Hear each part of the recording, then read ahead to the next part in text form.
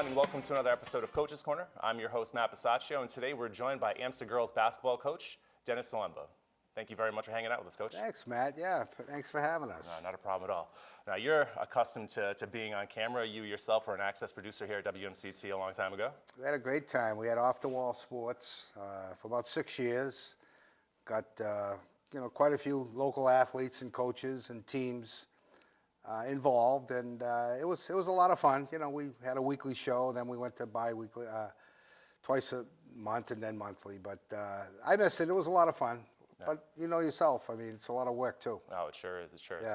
Yeah. Let's back it up a little bit. Let's talk about your early days with athletics. What kind of sports did you play, and how did that kind of translate into I you grew becoming a up, coach? locally, Marlboro, and the boys back then it was the boys' club was our home, our second home, and you play all the sports, Little League baseball. Of course, we weren't as organized today as the kids have it. Every kid today has a schedule, a coach, a uniform. We were on our own a lot of times, almost like the little rascals in the park. But that's how we did it. And growing up, I went to Marlboro High and again played 3 sports. Ended up playing soccer, believe it or not. The first year they had soccer, 1970. And then our basketball team was quite successful, and then we had a pretty good baseball team. Ended up lucky enough to receive a scholarship for basketball to college, and went to Dean Jr., made the NJCAA 2 years in a row. And then really at that time, you got to get serious what you want to do with your life. So the boys club has been, my life for 25 years. And I've held many positions, including executive director in 5 or 6 different clubs in Boston and then locally. But got to affect a lot of kids, teach a lot of kids. And at the same time, was able to coach a number of schools. Right now, it's my 7th year at AMSA, but I've also was the head boys coach at St. Bernard's, head boys coach at St. Pat's in Watertown, which is defunct now. They joined with Newton Catholic to become Trinity. And then I was an assistant with Togo Palazzi at Framingham State College. One of my greatest coaching loves was coaching Hudson Catholic, where my son was the head coach. I was his assistant. But we had a lot of fun there. And now I'm with my assistant, Tracy Hoppin, and Jackie Rushlow, and she's in her 6th year. I'm in my 7th year at AMSA. And we're enjoying life. And we've been pretty successful. We just made the States for the 5th time in 7 years, and we play tomorrow night. Funny team down in Walpole. It's an agricultural school, so we're 0-4. Norfolk Aggie, right? Norfolk Aggie, yeah. We're 0-4 over our career at AMSA in the state playoffs, so we're looking to turn that around tomorrow. Absolutely. Going back to, you said that you were an assistant coach for your son. That's one of your fondest memories with coaching. Why was that? He really is more of a student of a game than I'm into X's and O's and all that stuff, but he's very particular on how players react, how they screen, how they jump stop, how they read defenses. And he was a great coach, and we ended up recruiting probably about 15, 16 Marlboro kids to go to Hudson Catholic, and we made the tournament 2 years in a row. It was funny because I was his dad, but he was my boss on the bench, but I was his boss because he was my phys ed director at the boys club. But it was a great experience. That's an interesting dynamic for a father and son, huh? A little well, back and forth there. Other thing too is we played on the same men's basketball together and same men's touch football. So he's moved up to Vermont now, running a YMCA, and 4 hours away. So I miss him. No. So you would be considered more of the motivational type coach, and he'd be more the tactician, or what?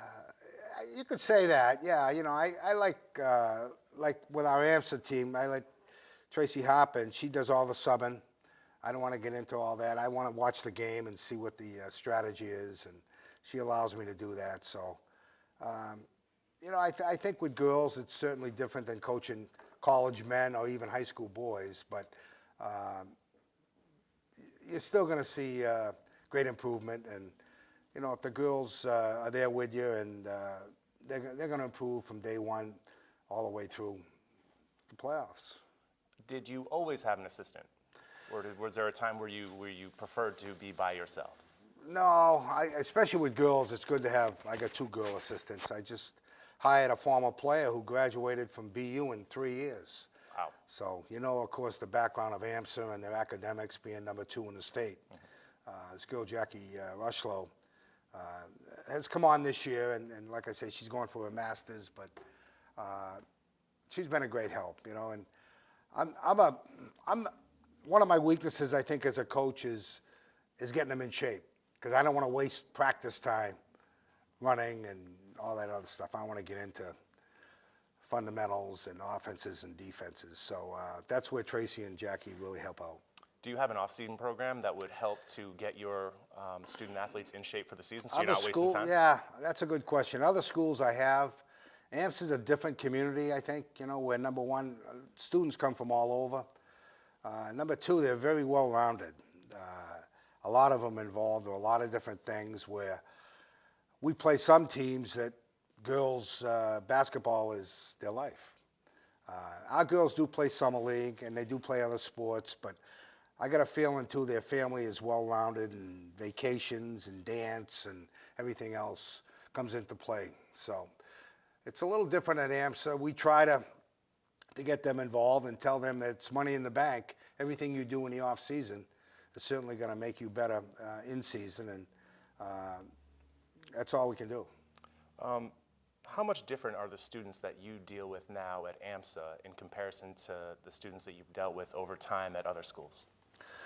Well, I think AMSA puts more restrictions as far as the MIAA is concerned on basic grade point average to play. And I think the reason they're number 2 in the state is that their academic standards are so high. There's big talk today about should you have homework or not have homework, and some schools are going both ways. But I know our girls, over the last 7 years, they would say, geez, I was up till 1 o'clock studying, and I just think their commitment to the academics is far greater than any of the schools I've taught before. How about just the overall attitude of the student athlete today compared to maybe when you first started coaching? Yeah, it's certainly a difference. I mean, I've been coaching 40 years, and I think the kid today is certainly different than they were back 10, 15 years ago. There's a lot more going on. I think the internet and, the cell phone and everything else has played part in it.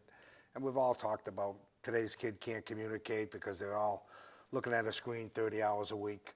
But I think as far as our own team is concerned, I think our coaching staff is the key to getting them just motivated and ready to play and have fire in their belly, and something that's very important to them. And we do a lot of different things outside of just basketball. We start the year out, we go up to Kennett, New Hampshire, play Kennett High School and Freiburg Academy, stay overnight. They get to tour the downtown. We took a picture with the waterfalls. We have summer parties. We have Christmas parties. And we do a lot with the team, and it's become like a family. Each year we have an alumni game, and this year, the second year in a row, the alumni has beaten the varsity. So there's a good group of 40 girls that kind of stay together, and I think it's basically because of the leadership of the team. Earlier on, you were saying how AMSA is 0-4 historically in playoff games. Yeah. Do you think that any of your girls recognize that? Is there any additional pressure? And going into a big playoff game, how are you as a coach? Do you try to fire up your student athletes with a big speech, or is it more like business as usual? Depends. It depends on the situation. But, again, I think the MIAA I have an issue with based on strictly record. I think it was 3 years ago, we were probably 19-1. We played in the poor league out of Worcester, the Worcester County League, and we won that league 3 years in a row. But we certainly weren't the number 1 seed, and they base it strictly on record. Where Western Mass goes on the what's that system? I forget. They base it on the weight of the opponent. Right. But I think, a lot of times, especially with girls, and we got a young team. Yeah, we got 4 8th graders. We only got 3 seniors. A lot of times you can get them too jacked up, and you got to kind of read them. Sometimes nothing said is better off. But like for tomorrow, again, we've scouted this team. And we're going to go down there to Walpole, and it's going to be it's a good, out of our 7 years, this is the best pairing we've got. We've got an opportunity to win. We got an opportunity to go to the next round, which we think the team that we're going to play is a team we split with during the year. And if we ever get by 2 games, we're at WPI. Now, you had an 11-9 record for the year? 11-9. We were 10-4, and then we started leaking oil a little bit. Lost some games. Now, what would have attributed to that? You know, there was some internal problems we had, and we squared away. But it kind of had a little dark cloud over us for a while, and I think it affected our play. We base our success, I think, on defense, and I think our defense let down, almost like the Celtics before the break there. Right, that one didn't They've come them. back strong since that, but we've bounced back. We didn't play a great game against Maine in the Togo Palazzi tournament, and we beat them last year in the championship. But come back and beat Assabet soundly. Had a week of good practice, and I think we're ready for tomorrow. That's great. To wrap things up, is there a player or two that you feel like you'd like to recognize? Well, we got 2 great captains. The girl Lauren Haley from Clinton, she's been on the varsity 4 years. She's our leading scorer, probably our MVP. Just got elected to the Colonial All-Star League, and she's a great outside shooter. She's probably our best outside shooter over the last few years, and she's been a great captain. And Trinity, I can't say her last name. Some of these Indian names. Raghav.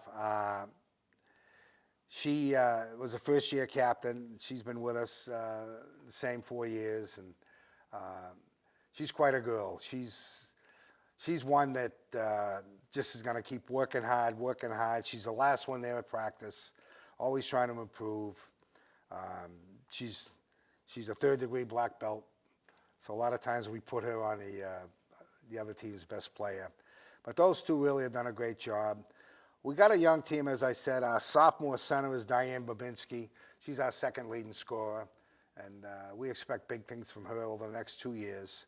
Added with the other underclassmen and our 4 8th graders, you know, we're trying to retire, but they won't let us. They're too good. Any expectations going forward for next year?